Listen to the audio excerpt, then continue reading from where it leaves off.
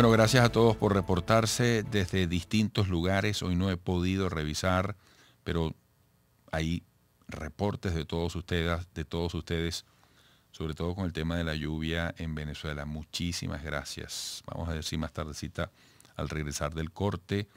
Dice Tulio Núñez Lanetti, una cátedra, entrevista con el doctor Gustavo Velázquez. De verdad que fue súper pedagógica. Vía Zoom nos vamos a Quito, Ecuador, con Daniel Pontón, docente universitario, Instituto de Altos Estudios Nacionales, investigador en temas de seguridad, violencia y crimen en Ecuador. Daniel, gracias por atendernos. Buenos días. Hola, un saludo a todos, un fraterno abrazo a todos nuestros hermanos venezolanos. Gracias, gracias. Daniel, bueno, estamos muy preocupados y mantenemos seguimiento a la situación carcelaria en Ecuador. 8 motines en lo que va de año, se presenta una nueva crisis. ¿Qué está pasando? ¿Por qué esta incidencia? Bueno, creo que se ha constituido una especie de enigma respecto a... Yo creo que la crisis penitenciaria del Ecuador es la peor crisis mundial Wow. que se ha visto hasta ahorita. Y lo digo porque no tanto es ha habido otras, digamos, masacres con mayor número de muertos, eh, pero por el tema de la frecuencia de eventos y el número de muertes en esos eventos, la magnitud de, la, de las consecuencias de esa crisis a nivel de las calles y la seguridad del país, me parece que es una de las peores mundiales. Yo vengo sosteniendo eso. Eh, la verdad que nadie se explica por qué tanta violencia en sí. O sea, todo el mundo habla de enfrentamiento entre bandas. Bueno, eso es lo más lógico, ¿no? Lo más fenomenológicamente hablando es lo más lógico hablar así. Pero atrás hay una serie de factores que se han discutido mucho en los últimos años.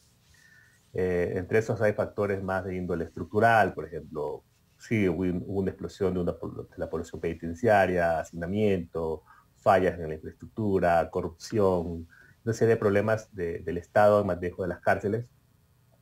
Hay el factor del narcotráfico, que ciertamente ha crecido, eh, pero de alguna otra forma no se puede entender por qué no se ha podido parar esta violencia. Y es algo que a nivel de los organismos internacionales les llama mucho la atención, porque sí han habido otras masacres, pero con el tiempo se han logrado contener. De alguna otra forma el Estado se ha visto bastante impotente y a veces con discursos un poco complicados. Yo lo digo abiertamente, hace unos meses atrás tuve una entrevista en un panel con el Ministerio del Interior, con el ministro del Interior.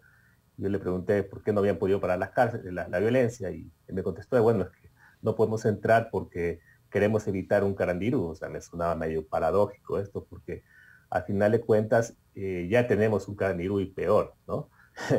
Porque claro, detrás de eso el Estado busca precautelar ciertos derechos en materia de no entrar con armas letales, etcétera, pero lastimosamente dentro de los centros penitenciarios tú encuentras hasta granadas, ¿no? Fusiles de dotación militar. Y el único que tiene capacidad de contener esto es el Estado. O sea, aquí yo creo que hay que poner en boga una serie de principios que son básicamente la necesidad de proteger, que son principios consagrados en las declaraciones de derechos humanos y de Naciones Unidas con respecto a la seguridad humana, ¿sí? Que tiene que ver que con el Estado, cuando ahí está en peligro la vida de las personas, pues tiene todo el derecho de intervenir con todo el peso de la ley y de la fuerza del Estado, ¿no? Daniel, entristece mucho escucharte porque es un problema que no solo afecta a los ecuatorianos, en esencia, afecta a toda la especie humana, afecta al planeta. Estamos hablando de derechos humanos. Estás describiendo lo que tú como ecuatoriano consideras la peor crisis carcelaria o la peor circunstancia o situación carcelaria del mundo. Eh, ¿Cómo está el tema de los líderes negativos, de las bandas o de esos poderes paralelos que se gestan y se mantienen prácticamente intocables dentro de las plantas penitenciarias?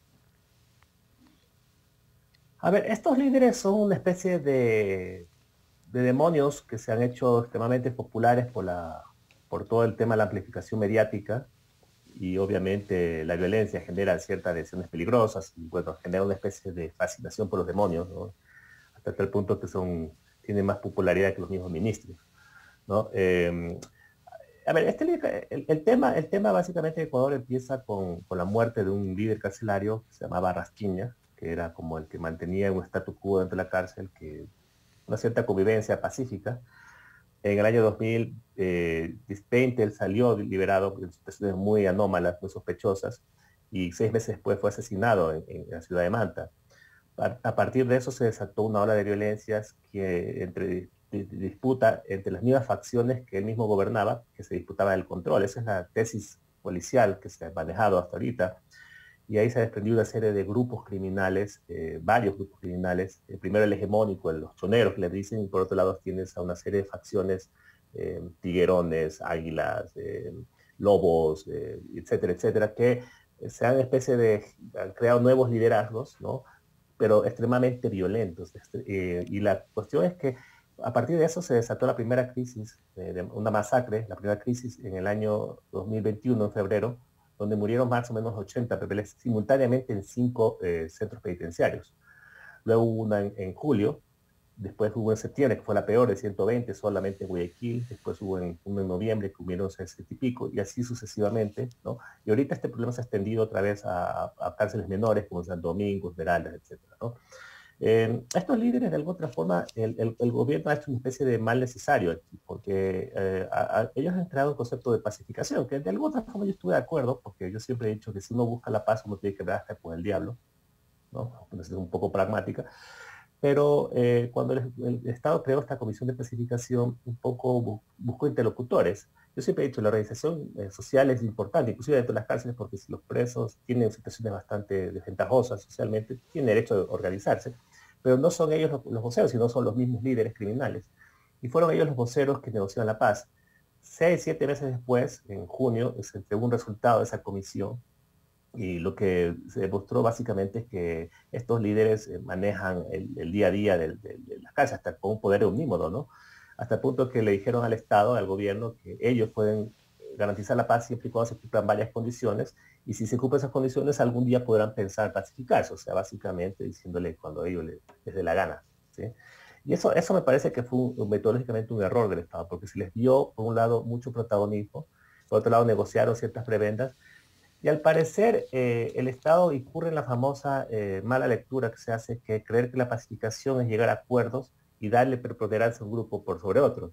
La cárcel de Guayaquil había permanecido medianamente tranquila este año, no había habido mayores eventos de violencia, pero básicamente eso se lo logró dándole un poder omnímodo al famoso Fito, que es el líder omnímodo del grupo de los choneros. Ellos dominan todo lo que es Guayaquil. Pero ahorita sucedió lo que pasó en Cotopaxi, que es una cárcel, ¿sí?